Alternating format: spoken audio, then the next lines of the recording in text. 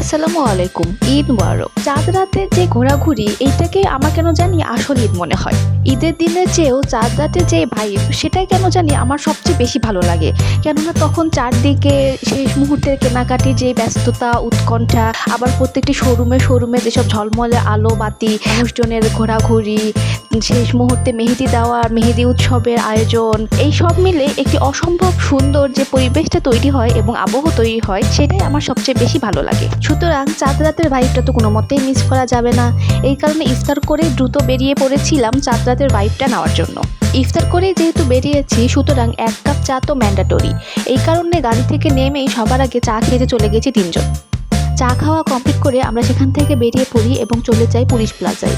Police প্লাজায় আমার ছোটো ভাইয়ের একটা প্যান্ট কেনা এবং একটা প্যান্ট অল্টার করার ছিল, সেখানে গিয়ে আমরা সেগুলোই করছিলাম। পুলিশ প্লাজার কাজ কমপ্লিট করে আমরা সেখান থেকে রানা প্লাজায় চলে যাই। রানা প্লাজায় আমাদের মূলত আড়ংয়েই টুকিটাকি কিছু কাজ ছিল, সেগুলোই সেখানে গিয়ে করছিলাম। আর আমার ভাইয়ের ম্যান্ডেটরি আড়ংয়ের মিরর সেলফি তো মাস্ট।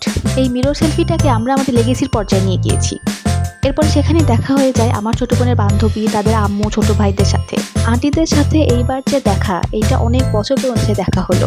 এতদিন পরে ওদের সাথে দেখা হয়ে আসলে কিন্তু খুব ভালো লেগেছে এবং আমরা অনেক ভালো একটা সময় কাটিয়েছি। স্বর্ণার আম্মু আন্টি আমাদেরকে চটপটি আর ফুচকা ট্রিট দিয়েছিলেন। এটা হচ্ছে স্বর্ণার আম্মু আন্টি। Hi aunty. এরপর আমরা আড়ং থেকে নিচে নেমে আমার বোনের আরেকটা বান্ধবীর জন্য অপেক্ষা করছিলাম, সেখানে তার সাথে দেখা হয়ে গেল। এরপরে ডিসকাশন চলছে যে আমরা কোথায় যাবো বা কোথায় বসে চা খাবো। তো সবার মতামতের প্রেক্ষিতে ডিসিশন নেওয়া হলো আমরা জলসইতলার ইয়ামিনে বসে চা খাবো। জলসইতলা চাঁদ রাতের ভাইব তো আরও অসাধারণ। প্রতিটা শোরুম, দোকান, সব জায়গায় চলছে মেহেদি উৎসব। খুবই অসাধারণ একটি ভাইব ছিল। এই হচ্ছে সেই ইয়ামিন রেস্টুরেন্ট।